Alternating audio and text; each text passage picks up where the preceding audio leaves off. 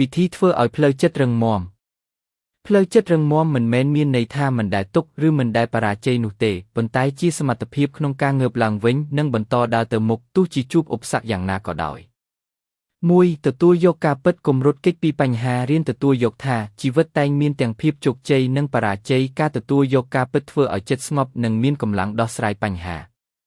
2គ្រប់គ្រងអារម្មណ៍នៅពេលខឹងសោកសៅឬខកចិត្តកុំសម្រេចចិត្តភ្លាមផ្ដល់ពេលឲ្យខ្លួនឯងគិតនិងស្វែងរកដំណោះស្រាយដោយសមហេតុផល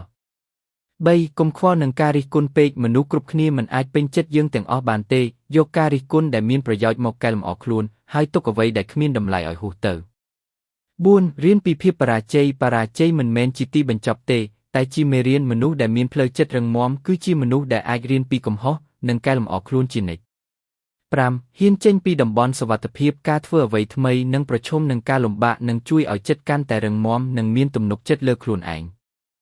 6នៅជិតមនុស្សវិជ្ជមានបរិយាកាសនិងមនុស្សជុំវិញខ្លួនមានឥទ្ធិពលខ្លាំងលើផ្លូវចិត្តជ្រើសរើសសេពគប់មនុស្សដែលលើកទឹកចិត្តនិងជំរុញឲ្យអ្នករីកចម្រើន